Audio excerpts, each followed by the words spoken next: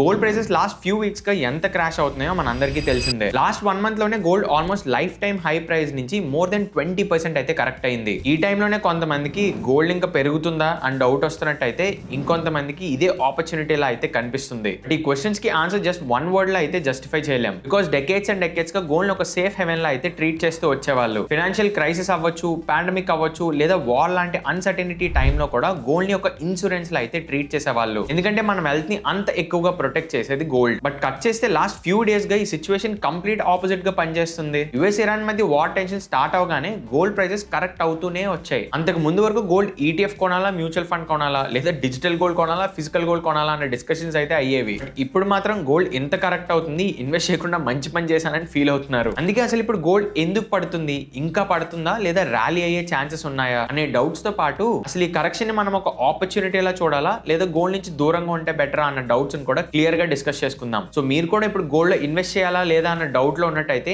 ఈ వీడియో మీకు హెల్ప్ అవుతుంది. ఎండ్ వరకు చూడండి. అండ్ దానికన్నా ముందు ఇదే ఛానల్ కి ఫస్ట్ టైం వచ్చినట్టయితే I'm Yashwant, I'm chartered wealth manager. ఈ ఛానల్ లో కాంప్లికేటెడ్ మనీ టాపిక్స్ ని సింప్లిఫై చేసి మీ ముందు అయితే పెడుతూ ఉంటాం. సో ఛానల్ కి ఇదే ఫస్ట్ టైం వచ్చినట్టయితే సబ్స్క్రైబ్ చేసుకొని పక్కన ఉన్న బెల్ ఐకాన్ లో ఆల్ నోటిఫికేషన్స్ ని ఆన్ చేసుకోండి. చాలా మంది చూస్తున్నారు కానీ సబ్స్క్రైబ్ చేసుకోవడం మర్చిపోతున్నారు. Do subscribe. ఇంకా లేట్ చేయకుండా లాగించేద్దాం.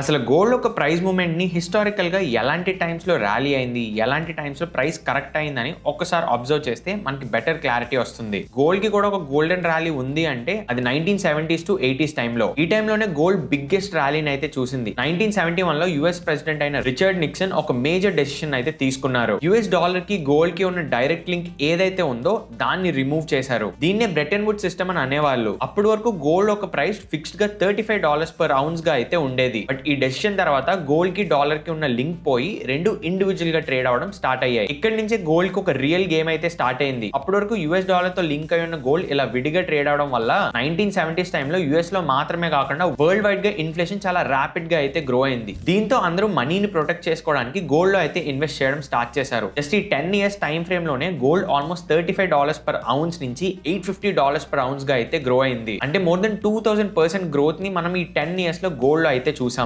ఇంత గోల్డెన్ ర్యాలీ చూసిన గోల్డ్ ఆ తర్వాత పీరియడ్ లో చాలా మేజర్ గా అయితే క్రాష్ అయింది.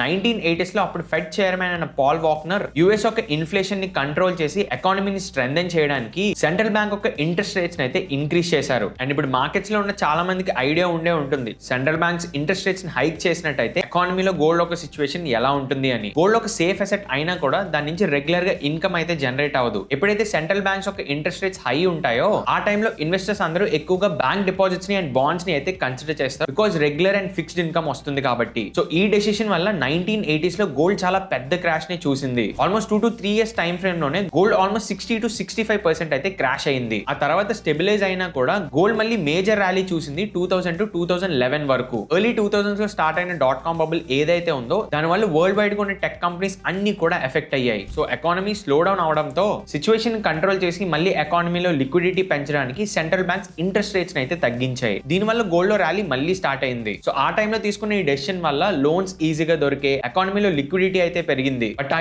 ఈజీ మనీ ఎన్వైరన్మెంట్ వల్ల ఒక హౌసింగ్ బబుల్ అయితే ఫామ్ అయింది యుఎస్ లో. ఇదే 2008 లో అయితే బర్స్ట్ అయింది. దీనివల్ల ఎంటైర్ గ్లోబల్ ఫైనాన్షియల్ సిస్టమే షేక్ అయ్యి కంప్లీట్ గా మార్కెట్స్ అండ్ ఎకానమీస్ అనేవి క్రాష్ అయ్యాయి. దీంతో గోల్డ్ ఒక మేజర్ ర్యాలీని అయితే చూసింది. సో ఎకానమీలో ఇలాంటి మేజర్ క్రాష్ రావడం వల్ల గోల్డ్ అయితే పెద్ద బెనిఫిట్ తీసుకుంది 2011 వరకు. బట్ సెంట్రల్ బ్యాంక్స్ ఎకానమీని స్ట్రెంథెన్ చేయడానికి ఏదో ఒకటి చేయడానికి ట్రై చేస్తాయి కదా. అలా 2008 క్రాష్ తర్వాత సెంట్రల్ బ్యాంక్స్ కొంచెం అగ్రెసివ్ గా ఆలోచించి ఇంట్రెస్ట్ రేట్స్ ని ఆల్మోస్ట్ జీరోకి అయితే తీసుకొచ్చారు. ఇంకా ఎకానమీని బెటర్ గా సపోర్ట్ చేయడానికి హ్యూజ్ గా మనీని అయితే ప్రింట్ చేసి మార్కెట్ లో పెట్టారు. దీన్నే క్వాంటిటేటివ్ ఈజింగ్ అని అయితే అంటారు. ఈ మనీ ప్రింటింగ్ వల్ల ఫ్యూచర్ లో ఇన్ఫ్లేషన్ అనేది బాగా పెరుగుతుంది అని అందరికీ అర్థమయ్యి అందరూ గోల్డ్ ని పర్చేస్ చేయడం అయితే స్టార్ట్ చేశారు. దీంతోనే చాలా ఎక్కువగా ఫైనాన్షియల్ క్రైసిస్ టైంలో గోల్డ్ అయితే ర్యాలీ అయింది. బట్ ఆ తర్వాత 2013 లో ఫెడ్ ఇంట్రెస్ట్ రేట్స్ అయితే మళ్ళీ పెంచడం స్టార్ట్ చేశాయి. దీనివల్ల 2013 నుంచి గోల్డ్ మేజర్ గా అయితే కరెక్ట్ అవుతూ వచ్చింది. ఆ నెక్స్ట్ ఫ్యూ ఇయర్స్ లోనే ఫెడ్ ఒక ఇంట్రెస్ట్ రేట్స్ రేట్స్ పెంచడంతో పాటు మనీ ప్రింటింగ్ కూడా ఆపేస్తామని చెప్పడంతో gold with in few years లోనే ఆల్మోస్ట్ 30-40% అయితే క్రాష్ అయింది. అండ్ ఆల్మోస్ట్ 6 to 7 years తర్వాత ప్రీ కోవిడ్ అండ్ పాండమిక్ టైంలో గోల్డ్ అనేది మళ్ళీ ర్యాలీ అయింది. బికాస్ అలాంటి అన్సర్టైన్ టైంలో చాలా మంది ఇన్వెస్టర్స్ వాళ్ళ మనీని ప్రొటెక్ట్ చేసుకోవడానికే చూస్తారు. బికాస్ మార్కెట్స్ ఎలా రియాక్ట్ అవుతాయి, ఫ్యూచర్ ఎలా ఉంటుందో తెలియదు కాబట్టి. సో వరల్డ్ అంతా ఎంటైర్ లాక్డౌన్ కి వెళ్ళిన తర్వాత గోల్డ్ లో ఒక మంచి ర్యాలీని అయితే అందరూ చూసారు. ఆ తర్వాత 2022లో అగైన్ ఎకానమీని సపోర్ట్ చేయడానికి అన్ని సెంట్రల్ బ్యాంక్స్ ఇంట్రెస్ట్ రేట్స్ అయితే ఇంక్రీజ్ చేయడం స్టార్ట్ చేశారు. అగైన్ 2022లో మార్కెట్స్ లో ఎవరైతే ఉన్నారో వాళ్ళకి తెలిసిందే రేట్ హైక్ సైకిల్స్ అనేవి మార్కెట్ ని చాలా ఎక్కువగా ఇంపాక్ట్ చేసేవి. సో ఎకానమీని స్ట్రెంథెన్ చేసి ఇన్ఫ్లేషన్ ని కంట్రోల్ చేయడానికి తీసుకున్న ఈ రేట్ హైక్ స్టెప్స్ ఏవైతే ఉన్నాయో దానివల్ల గోల్డ్ లో మళ్ళీ కరెక్షన్ అయితే చూసాం. ఈ టైంలో ఆల్మోస్ట్ 20-25% అయితే గోల్డ్ కరెక్ట్ అయింది. అండ్ అగైన్ 2025 ఆగస్ట్ టైం నుంచి గోల్డ్ ఒక మంచి ర్యాలీని అయితే చూసింది. బట్ కమింగ్ టు 2026 ఈ ర్యాలీ ఏదైతే ఉందో దానికి ఒక పాజ్ అయితే పడింది. ఆగస్ట్ 2025 నుండి మార్చ్ 2026 వరకు గోల్డ్ ఒక మేజర్ ర్యాలీని అయితే చూసింది కదా. ఆల్మోస్ట్ 6 to 7 months లోనే 65% అయితే ఇంక్రీజ్ అయింది. అండ్ ఇదేదో ర్యాండమ్ గా వచ్చిన ర్యాలీ అయితే కాదు, ఇది స్ట్రాంగ్ మైక్రో డ్రివెన్ ర్యాలీ. ఈ ర్యాలీకి మెయిన్ రీజన్స్ ఏంటి అంటే గ్లోబల్ అన్సర్టెనిటీ, జియోపాలిటికల్ టెన్షన్స్, దాంతో పాటు సెంట్రల్ బ్యాంక్స్ అన్ని స్ట్రాంగ్ గా గోల్డ్ ని బై చేయడం. దీంతో పాటు మనలాంటి ఇన్వెస్టర్స్ అందరూ కూడా గోల్డ్ అయితే ఎక్కువగా కొన్నారు. బట్ గోల్డ్ కి ఒక యూనిక్ ఫీచర్ అయితే ఉంది. ఎప్పుడైతే మార్కెట్స్ ఆర్ ఎకానమీలో ఫియర్ ఇంక్రీజ్ అవుతుందో అలాంటి టైంలో గోల్డ్ కూడా ఇంక్రీజ్ అవుతుంది. ఈ పీరియడ్ లో కూడా అదే జరిగింది. డిమాండ్ సడన్ గా పెరగడంతో సప్లైలో కొంచెం షార్టేజ్ అయితే వచ్చి ప్రైస్ అనేది ఎక్కువగా హైక్ అయింది. ఇక్కడే మనం గుర్తుపెట్టుకోవాల్సింది ఏంటి అంటే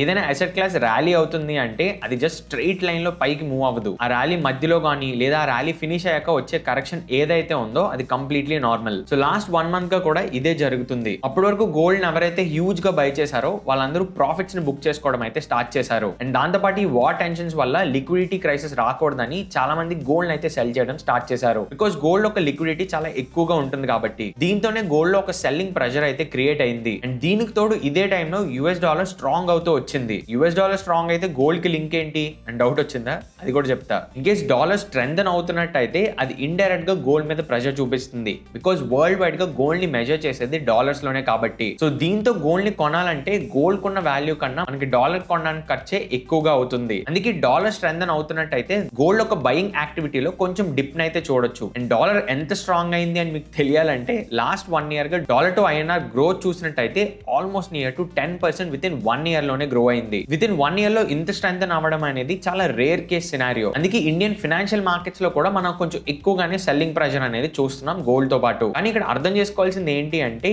ఈ గోల్డ్ ఫాల్ ఏదైతే ఉందో దాని ఒక కరెక్షన్ కింద మనం కన్సిడర్ చేయాలి కానీ క్రాష్ కింద కాదు. ఎందుకంటే సెంట్రల్ బ్యాంక్స్ ఇప్పటికీ కూడా గోల్డ్ ని కొంచెం కొంచెంగా పర్చేస్ చేస్తూనే వెళ్తున్నాయి. అండ్ మీరు ఇప్పటి వరకు డిస్కస్ చేసుకున్న డేటాని ప్రాపర్ గా అబ్జర్వ్ చేస్తే ఏదైనా గోల్డ్ ర్యాలీ వచ్చినప్పుడు దానికి ఫాలోడ్ గా ఒక కరెక్షన్ ఆర్ మేజర్ క్రాష్ కూడా వస్తుంది. 1970 to 1980 ఏదైతే ర్యాలీ ఉందో ఈ టైం ఫ్రేమ్ మధ్యలో ఒకసారి గోల్డ్ ఆల్మోస్ట్ 40% కూడా కరెక్ట్ అయింది. దాని తర్వాత 2001 to 2007 మధ్యలో కూడా గోల్డ్ ఆల్మోస్ట్ 20% అయితే కరెక్ట్ అయింది. బట్ దాని తర్వాత ర్యాలీ కూడా అయింది. అలాగే 2022 లో కూడా ఆల్మోస్ట్ గోల్డ్ 20 to 25% అయితే కరెక్ట్ అయింది. సో ఇలా 20 to 25% కరెక్షన్స్ ఏవైతే ఉన్నాయో గోల్డ్ అది క్వైట్ కామన్. అండ్ ఇలాంటి ఫాల్స్ ఏవైతే ఉన్నాయో వాటిని మనం హెల్దీ కరెక్షన్ కింద కన్సిడర్ చేయాలి కానీ గోల్డ్ ఇంకా క్రాష్ అయిపోతుందేమో ఇంకా మళ్ళీ హై ప్రైస్ కి వెళ్ళదేమో అన్న డౌట్స్ అయితే అవసరం లేదు. అండ్ గోల్డ్ ఇప్పుడు అసలు ఫ్రెష్ గా ఇన్వెస్ట్మెంట్స్ చేయాలా లేదా అన్న డౌట్ ఉన్నట్టయితే I tell you simple logic. సరదాగా మీ నెట్వర్త్ అయితే ఒకసారి క్యాలిక్యులేట్ చేసుకోవడానికి ట్రై చేయండి. నెట్వర్త్ అంటే దాంట్లో మీ real estate assets, stock market investments, gold, debt funds and other investments ఇవన్నీ కూడా ఉంటాయి.